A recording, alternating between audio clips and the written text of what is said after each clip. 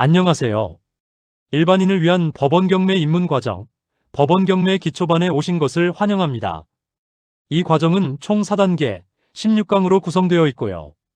부동산 기초 지식을 가지고 계신 분들이라면 누구나 쉽게 경매를 이해하고 시작할 수 있도록 돕습니다.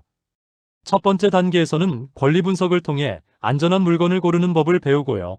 두 번째 단계에서는 물건의 가치를 제대로 판단하는 방법을 익힙니다. 이어서 세 번째 단계에서는 경매에 필요한 자금과 실제 진행 절차를 알아보고, 마지막 네 번째 단계에서는 어떻게 하면 수익을 최대한 실현할 수 있을지 그 전략을 설계하게 됩니다. 지금 보시는 슬라이드는 저희 기초반의 전체 커리큘럼입니다. 총 4단계, 16강으로 구성된 로드맵인데요. 1단계 권리 분석에서는 경매의 기본 개념부터 등기부등본 읽는 법, 그리고 주택과 상가 임차인 분석까지 깊이 있게 다룹니다. 2단계 가치 판단에서는 토지공법 기초와 농지, 임야의 특수 규정, 감정가와 시세의 차이, 그리고 입찰가 산정 방법을 배우게 됩니다. 이어서 3단계 자금과 절차에서는 경매와 금융시장, 경락잔금 대출과 레버리지 활용법, 물건 검색부터 임장, 그리고 입찰부터 명도까지 실질적인 절차를 익히고요. 마지막 4단계 수익 실현에서는 매도 차익 전략, 임대 수익 설계, 취득 단계 세금, 양도세와 순수익 계산까지 다루며 성공적인 경매 투자를 위한 모든 과정을 알려드립니다. 1강, 경매란 무엇인가에 대해 알아보겠습니다. 왜 시세보다 싸게 살 수 있을까요? 그리고 법원 경매의 전체 흐름은 어떻게 될까요? 핵심은 이렇습니다. 경매는 채권자가 법원에 신청해서 부동산을 강제로 팔게 하는 절차입니다. 물건이 한번 유찰될 때마다 최저가가 내려가기 때문에 시세보다 저렴하게 낙찰받을 수 있는 기회가 생기죠. 경매는 개시 결정, 감정평가, 입찰, 낙찰, 잔금 납부, 그리고 소유권 이전 순서로 진행됩니다. 돈을 받을 사람들에게 나눠주는 배당 순서는 경매 비용이 가장 먼저고, 그 다음 최우선 임차인, 담보물권자 그리고 일반 채권자 순서가 됩니다. 참고로 경매가 시작돼서 소유권이 이전될 때까지 평균적으로 6개월에서 12개월 정도가 걸립니다. 2강, 등기부등본 읽는 법을 함께 살펴보겠습니다. 저당권, 가압류, 전세권 같은 권리들이 낙찰자에게 어떤 영향을 미치는지 이해하는 것이 중요합니다. 등기부등본은 크게 갑구와 을구로 나뉘는데, 갑구는 소유권에 대한 내용을, 을구는 소유권 외의 권리들을 담고 있습니다. 여기서 가장 중요한 것이 바로 말소기준 권리인데요. 최선순위 저당권, 담보가 등기, 경매 개시 결정 등이 여기에 해당됩니다. 말소기준 권리보다 뒤에 설정된 권리들은 낙찰이 되면 모두 사라지기 때문에 매수인에게는 부담이 없습니다. 하지만 말소기준 권리보다 먼저 설정된 권리들은 낙찰 이후에도 그대로 남아 매수인이 떠안아야 할 수도 있으니 주의해야 합니다. 등기부를 발급받아 근저당권의 채권 최고액을 모두 더해 부채 규모를 미리 파악하는 것이 필수적입니다. 3강에서는 주택임차인 분석에 대해 알아보겠습니다. 세입자의 보증금을 낙찰자가 떠안아야 하는 경우가 생길 수 있기 때문인데요. 여기서 대항력, 확정일자, 그리고 소액임차인의 개념을 이해하는 것이 중요합니다. 대항력은 전입신고와 실제 거주 요건을 갖추면 다음날 0시부터 효력이 발생합니다. 확정일자는 대항력과 함께 배당 순위를 확보하는 수단이 되므로 반드시 전입신고와 함께 확인해야 합니다. 만약 말소기준 권리보다 먼저 대항력을 취득한 임차인이 있다면 낙찰자가 보증금을 인수해야 하는 위험이 발생합니다. 소액임차인이라면 지역별 보증금 한도 내에서 최우선 변제를 받을 수 있으니 이 부분도 확인해야 합니다. 현황조사서에 있는 점유자 정보와 전입세대 열람 내용을 꼭 대조해서 확인하는 것이 중요합니다. 4강, 상가 임차인 분석입니다. 상가 세입자 보호 범위는 주택과는 다르며 권리금 문제도 발생할 수 있습니다. 핵심은 이렇습니다. 상가 임차인 보호 여부는 환산 보증금, 즉 보증금에 월세의 100배를 더한 금액을 기준으로 합니다. 만약 이 환산 보증금을 초과한다면 상가임대차 보호법의 일부 규정은 적용되지 않을 수 있습니다. 권리금은 법적으로 보호를 받지만 낙찰자가 직접 지급할 의무는 없습니다. 또한 주택과 달리 상가는 사업자 등록이 대항력 요건이므로 실제 사업을 하고 있는지 확인하는 것이 중요합니다. 상가 입찰을 할 때는 권리금 분쟁이 발생할 가능성에 대해 미리 법률적인 검토를 해보는 것이 좋습니다. 2단계 가치 판단의 첫 번째 강의인 5강 토지공법 기초입니다. 용도지역, 건폐율, 용적률을 통해 이 땅에 무엇을 지을 수 있는지 알아보겠습니다. 우리나라는 토지를 주거, 상업, 공업, 녹지라는 4가지 주요 용도지역으로 나누고 있으며 이 용도지역에 따라 허용되는 행위가 결정됩니다. 건폐율은 대지 면적 대비 건축 면적이 차지하는 비율로 땅을 최대 몇 %까지 건물로 덮을 수 있는지를 나타냅니다. 용적률은 대지 면적 대비 전체 연면적의 비율로 건물을 몇 층까지 올릴 수 있는지를 결정합니다. 토지이음이라는 웹사이트를 활용하면 용도지역과 행위 제한을 미리 확인할 수 있습니다.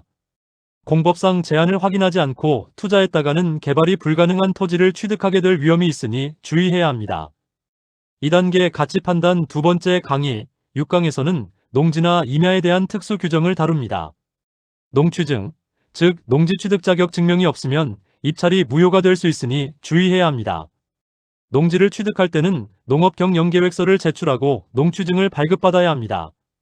만약 농취증 없이 낙찰받으면 입찰 보증금을 몰수당하고 낙찰은 무효가 됩니다. 농지를 농업 외 다른 목적으로 사용하려면 농지 전용 허가나 신고가 필요하며 활용에 제한이 있습니다. 임야는 산지관리법에 따라 보전산지와 준보전산지로 나뉘는데 어떤 산지냐에 따라 전용 가능 여부가 달라집니다. 농취증 발급까지는 보통 1, 2주가 걸리니 입찰 전에 미리 준비해 두는 것이 좋습니다. 2단계 가치 판단의 세 번째 강의 7강 감정가와 시세의 차이입니다. 감정평가서를 어떻게 보고 감정가와 실제 시세가 왜 괴리가 생기는지 알아보겠습니다. 감정평가는 원가법, 거래사례비교법, 수익환원법 이 3가지 방식을 함께 적용해서 이루어집니다. 감정평가 기준일 이후에 시세가 변동되면 실제 시세와 감정가 사이에 차이가 발생할 수 있습니다. 낙찰가율은 낙찰가를 감정가로 나눈 후 100을 곱한 값으로 지역이나 물건별 평균값을 비교해 볼 수 있습니다. 만약 감정가가 시세보다 높게 책정된 경우에는 여러 번 유찰된 후에 더 좋은 기회가 올 수도 있습니다. 국토교통부 실거래가, KB시세, 네이버 부동산 등 3가지 정보를 교차로 확인해서 정확한 시세를 파악하는 것이 중요합니다. 2단계 가치 판단의 네 번째 강의 8강 입찰가 산정 방법입니다. 낙찰되면서도 수익이 남을 수 있는 상한선을 어떻게 계산하는지 알아보겠습니다. 핵심은 목표 수익률을 먼저 정하고 그 수익률을 달성하기 위한 최대 입찰가를 역으로 계산하는 수익률 역산법입니다. 이때 취득세, 수리비, 금융비용, 명도비용 등 모든 총 취득원가를 정확히 산출해야 합니다. 만약 매도 차익을 목표로 한다면 목표 매도 가격에서 총 비용과 목표 수익을 뺀 금액이 최대 입찰가가 됩니다. 임대 수익을 목표로 한다면 연임대료를 목표 수익률로 나누고 제반 비용을 빼서 최대 입찰가를 계산할 수 있습니다. 예상치 못한 비용에 대비해서 안전마진을 10%에서 15% 정도 확보하는 것이 좋습니다. 3단계 자금과 절차의 첫 번째 강의, 구강 경매와 금융시장입니다. 핵심 내용을 살펴보겠습니다. NPL은 은행이 회수하지 못한 대출 채권으로 이 채권을 자산관리회사에 팔게 됩니다. NPL을 매수한 자가 경매를 신청하고 배당표 순위에 따라 원금과 이자를 회수하게 되죠. 채권자별 배당 순서는 경매 비용이 가장 먼저이고 그 다음 최우선 임차인, 선순위 담보 채권자 그리고 후순위 순서입니다. 이 배당표를 잘 분석하면 낙찰 후에 내가 얼마나 실질적인 부담을 안게 될지, 즉 인수해야 할 채권이 있는지를 미리 파악할 수 있습니다. NPL 투자자와 경쟁할 때는 그들의 NPL 매입 가격을 기준으로 하한선을 추정해 보는 것이 필요합니다. 3단계 자금과 절차의 두 번째 강의, 10강 경락잔금 대출과 레버리지입니다. 내 돈 얼마로 경매 물건을 살 수 있는지, LTV, 금리, 그리고 상환 구조를 알아보겠습니다. 경락잔금 대출은 낙찰가의 70%에서 80%까지 대출이 가능하며 이때는 시세 기준으로 LTV가 적용됩니다. 금리 1% 차이가 수익률에 큰 영향을 미칠 수 있으므로 레버리지 효과를 반드시 계산해 봐야 합니다. ROI는 순이익을 자기 자본으로 나눈 후 100을 곱해서 실투자금 대비 수익률을 측정하는 지표입니다. 잔금 납부 기한은 낙찰 후 보통 30일에서 40일 이내이므로 이 기간 안에 대출이 실행될 수 있도록 일정을 잘 관리해야 합니다. 미리 이 3개 은행을 방문해서 경락대출 가능 여부와 조건을 비교해보는 것이 좋습니다. 3단계 자금과 절차의 세 번째 강의, 11강 물건 검색과 임장입니다. 법원 사이트 활용법과 3대 서류 분석, 그리고 임장 실습에 대해 알아보겠습니다. 핵심은 매각물 건명세서, 현황조사서, 감정평가서 이 세 가지 서류를 반드시 분석해야 한다는 점입니다. 법원 경매정보 웹사이트를 활용해서 기일 내역이나 사건 기록을 꼼꼼히 확인해야 합니다. 임장은 실제 점유자가 누구인지, 주변 시세는 어떤지, 건물의 상태나 접근성은 어떤지 직접 확인하는 것이 가장 중요합니다. 임장 체크리스트를 활용해서 외관 상태, 관리비 체납 여부, 주차, 향과 조망 등을 꼼꼼히 확인하세요. 임장은 2, 3회 이상, 낮과 밤, 평일과 주말 등 시간대별로 방문하는 것이 좋습니다. 3단계 자금과 절차의 네 번째 강의, 12강 입찰부터 명도까지입니다. 입찰표 작성부터 잔금 납부, 소유권 이전, 그리고 점유자 퇴거까지의 과정을 살펴보겠습니다. 입찰 당일에는 최저가의 10%에 해당하는 입찰보증금과 입찰표를 작성해서 제출합니다. 낙찰 후에는 매각 허가 결정이 확정되기까지 7일이 걸리고 그 이후 약 한 달 이내에 잔금을 납부하게 됩니다. 소유권 이전 등기를 마친 후에는 인도명령을 신청할 수 있는데 이는 6개월 이내에 해야 합니다. 명도는 강제 집행보다는 협의를 통해 이사비를 제공하고 자진 퇴거를 유도하는 것이 원칙입니다. 강제 집행보다는 협상을 통해 시간과 비용을 절약할 수 있으니 이사비 예산을 미리 편성해두는 것이 필수입니다. 4단계 수익 실현의 첫 번째 강의, 13강 매도 차익 전략입니다. 싸게 낙찰받아 되파는 구조화 단기 매도 시 주의사항을 알아보겠습니다. 플리핑은 낙찰받은 후 리모델링이나 정리를 거쳐 단기간에 되팔아서 차익을 실현하는 전략을 말합니다. 이때 단기 양도세율에 주의해야 하는데요. 1년 미만 보유 시 70%, 2년 미만 보유 시 60%의 높은 중과세율이 적용됩니다. 리모델링 비용은 취득원가에 포함되므로 양도세를 절감하는 효과를 볼 수 있습니다. 매도 시기나 부동산, 직거래, 경매 재매각 등 어떤 방식으로 팔지를 정하는 에그짓 전략도 중요합니다. 2년 이상 보유 후 매도하면 기본세율이 적용되어 절세 효과를 극대화할 수 있습니다. 4단계 수익 실현의 두 번째 강의, 14강 임대 수익 설계입니다. 임대료 설정, 공실 리스크 관리, 그리고 토지 활용 사례를 알아보겠습니다. 임대 수익률은 연임대료를 총 투자금으로 나눈 후 100을 곱해서 세전 기준으로 산출합니다. 공실 리스크는 평균 공실률인 5%에서 10% 정도를 반영해서 보수적으로 수익을 계산해야 합니다. 농지나 임야를 활용해서 태양광 임대를 할 경우 고정적인 장기 임대 수익을 확보할 수 있습니다. 전세와 월세 전략은 금리 환경에 따라 수익 구조가 달라지므로 비교 분석이 필요합니다. 임대차 계약서 작성 전에는 특약사항으로 원상복구 의무를 명시해두는 것이 좋습니다. 4단계 수익 실현의 세 번째 강의, 15강 취득 단계 세금입니다. 취득세와 특례, 그리고 총 취득원가 계산에 대해 알아보겠습니다.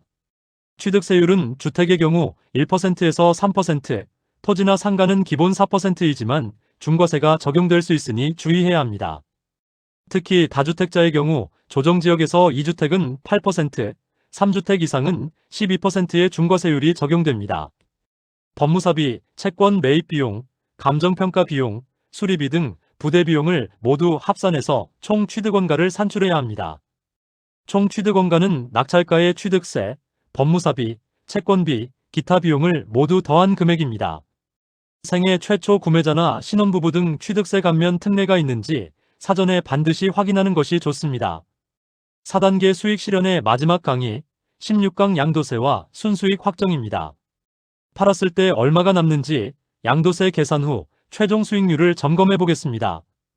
양도 차익은 양도 가액에서 취득 가액과 필요 경비, 예를 들어 취득세나 수리비 등을 빼서 계산합니다. 3년 이상 보유한 경우 1세대 1주택에 한해 장기 보유 특별 공제로 최대 80%까지 공제받을 수 있습니다.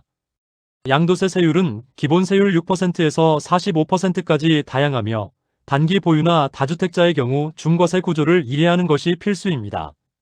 순수익률은 최종 수령 금액에서 총 투자금을 뺀 후 총 투자금으로 다시 나눠 100을 곱해서 산출합니다.